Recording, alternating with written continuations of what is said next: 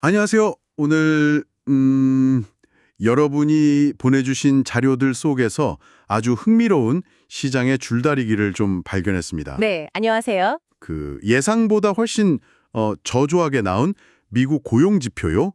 이게 발표되자마자 시장의 금리 인하 기대감을 나타내는 2년 만기 국채 수익률이 그냥 뚝 떨어졌는데요. 네, 맞아요. 하락폭이 꽤 컸죠.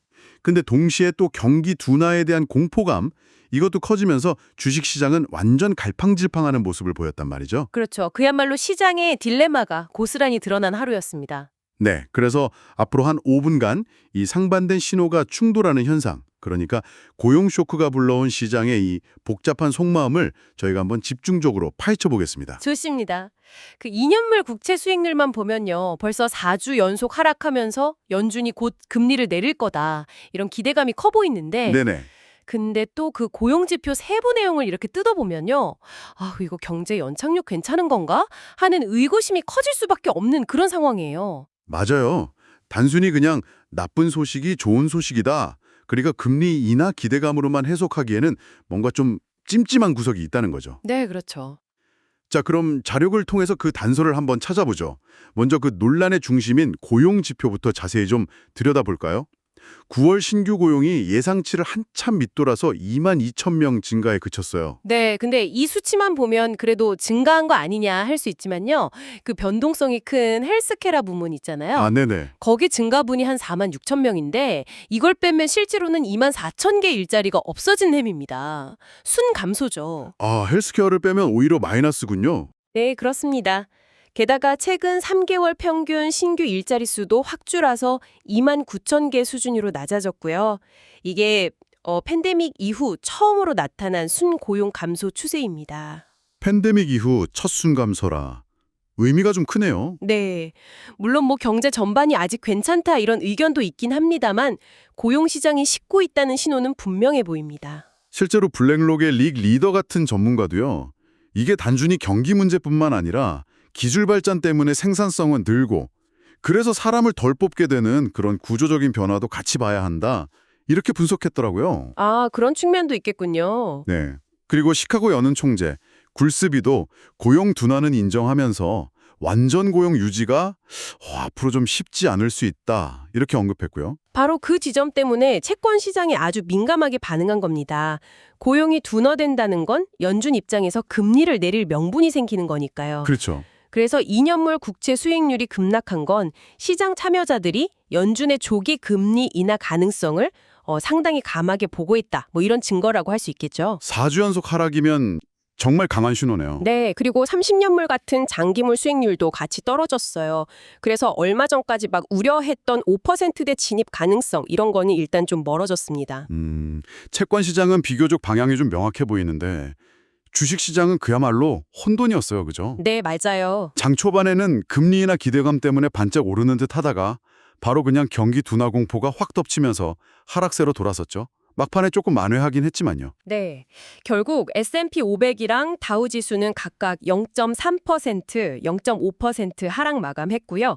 기술주 중심의 나스닥은 뭐 거의 보합 수준이었습니다. 근데 여기서 또 흥미로운 게 중소형주 지수인 러셀 2000은 오히려 올랐다고요? 네, 0.5% 상승했습니다.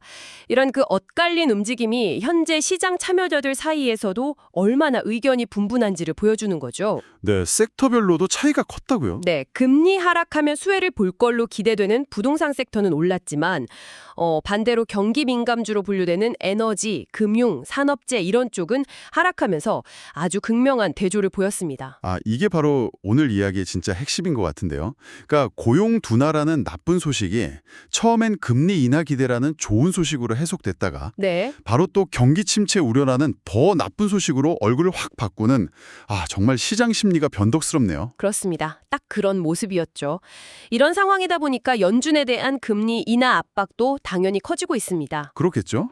일부 전문가는 6월에 이미 내렸어야 했다 이렇게 주장하기도 하고 아까 언급된 블랙록의 리더는 한 번에 50bp 그러니까 0.5%포인트를 내려야 한다 이런 가능성까지 제기했죠. 와, 50bp요? 꽤 세게 보네요. 네, 하지만 연준은 지금 9월 FOMC 회의 앞두고 공식적인 발언을 자제하는 조용한 기간, 블랙아웃 기간에 들어갔습니다. 맞다. 그래서 연준 위원들 발언은 당분간 듣기 어렵겠군요. 네, 그래서 결국 다음 주에 나올 경제 지표들이 아주 중요해졌습니다. 특히 소비자 물가지수 CPI, 생산자 물가지수 PPI 같은 물가 지표들하고요.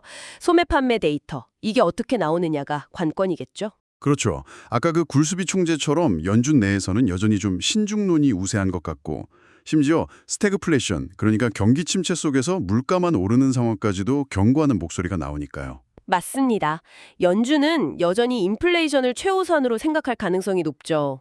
이런 거시경제적인 불확실성은 개별 기업들에도 그대로 영향을 미쳤죠. 네, 예를 들면 브로드컴 같은 경우는 오픈 AI랑 협력한다는 소식이 나오면서 AI 기대감으로 주가가 급등했어요. 엔비디아 주가는 좀 빠진 것과 대조적이었죠. 아, 그레이트 에이트라는 말까지 나왔다고 하던데요. 네, 그런 말도 나왔습니다. 반면에 룰루레몬 같은 경우는 실적 전망치를 낮추면서 소비 둔화 우려를 좀 반영하는 듯 주가가 크게 하락했고요. 캔뷰는 또 무슨 이슈가 있었나요? 캔뷰는 그 타이레놀 성분과 자폐증 연관성 관련 보도가 좀 있었는데 그 여파로 급락했습니다. 물론 회사랑 보건당국은 인과관계를 부인하거나 그냥 추측일 뿐이라고 선을 그었습니다. 그렇군요. 테슬라는 또 올랐던데요? 네, 테슬라는 머스크 CEO의 거액 보상안 관련해서 주주 제한이 통과될 거라는 기대감, 그런 개별적인 호재로 상승 마감했습니다. 자, 오늘 내용을 한번 정리해보면요. 예상치를 크게 밑돈 고용지표 하나가 금리 인하 기대감이라는 얼굴과 경기 침체 공포라는 또 다른 얼굴, 이 두 가지 모습으로 시장을 하루 종일 뒤흔들었습니다. 네, 정말 그랬죠. 채권 시장은 좀 금리 인하 쪽으로 기우는 것 같아 보이는데 주식 시장은 여전히 어느 쪽으로 가야 할지 망설이는 모습이고요. 그래서 이게 다 결국 뭘 의미하는 걸까요? 는 시장의 조기 금리 인하 기대와 연준의 신중한 태도 사이에 좀 간극이 있어 보입니다. 커 보여요. 네, 그 간극이 문제네요. 그렇죠. 여기서 이제 중요한 질문이 생기는 거죠. 과연 시장의 바람대로 연준이 빠르게 움직일 것인가? 아니면 경기 둔화 신호에도 불구하고 여전히 그 끈질긴 인플레이션을 잡기 위해서 계속 신중함을 유지할 것인가? 이 줄다리기의 결과가 앞으로 시장 방향을 결정할 중요한 변수가 될 겁니다. 여러분은 연준이 어떤 선택을 할 것으로 보시나요? 연준의 결정이 가져올 파급 효과, 그리고 이게 또 여러분의 투자나 경제 생활에 어떤 영향을 미칠지 계속 주목하면서 좀 고민해 볼 필요가 있겠습니다. 오늘 저희가 준비한 이야기는 여기까지입니다. 네, 다음에 더 깊이 있는 분석으로 돌아오겠습니다.